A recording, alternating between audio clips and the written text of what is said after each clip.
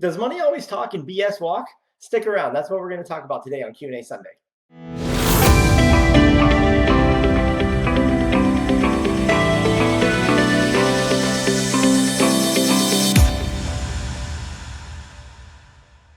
Hey everyone, I'm Rich Dallas, Berkshire Hathaway, the Dallas-Fincham team, and today's episode we're going to talk about how the terms of your condition matter, and it's not always about the money. And when I said BS, not the BS you're thinking of, I'm talking buyer strategy. And buyer strategy would be something that we would talk to and coach you through as a buyer that we're representing, because what you want to do is present the best terms possible for the offer that you're submitting.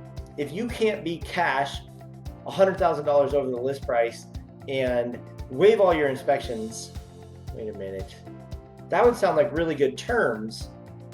So if you're at a level playing field and you're getting a mortgage, you're doing all the things that, a lot of other buyers have to do. Let's talk a little bit about how you level the playing field or I should say, elevate the playing field into your advantage when you're writing an offer. Now, agents, if you're listening and you're not getting this coaching advice through whatever brokerage you're with or whatever team you're on, we would love to sit down and talk to you about coming onto our team, because this is what we do. This is how we train our agents, is to make sure that you can present the best offer possible. So now, clients out there, if you're thinking, what can I do to make my offer better? So one is inspections. Are you willing to waive them? If you're not willing to waive them, are you willing to cover, say, the first $1,000 of anything that comes up in an inspection? And that is in order to say you're not going to nickel and dime the seller for little things like GFCI outlets that are out, or little tiny things that you don't want them to be bothered with. So that's one thing that you can do. The other thing is the closing date.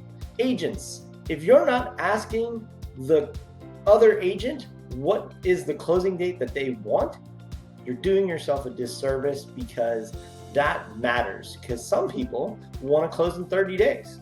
Some people want to close in 60 days. You don't know that unless you ask. So buyers, make sure your agent's asking the right questions to the other agent in order to present the best offers. The other thing, hand money. If you put $1,000 down like everybody else, you're not standing apart. But if you have cash on hand and you can put $10,000, $15,000 down, in our market, that's a lot. Now I know you Californians and all my New Yorkers that you watch this, I know that's not enough for your market, but that's a lot in our market. So if you can set yourself apart by putting that much down as your hand money, that shows how serious you are, how significant your interest is in the house, as well as that you're a stable buyer, that you can put that money down. Now, that is just a little bit of what to do when presenting an offer. Those are a couple of little tips and tricks. Agents, if you want to know more, reach out to us. Buyers, if you want to know more, reach out to us. We would love to help guide you through your next transaction and make sure you have the winning offer on the next house that you put an offer on, so you can call it your dream home and move in on the timeline you want and the seller want. Get it? All right.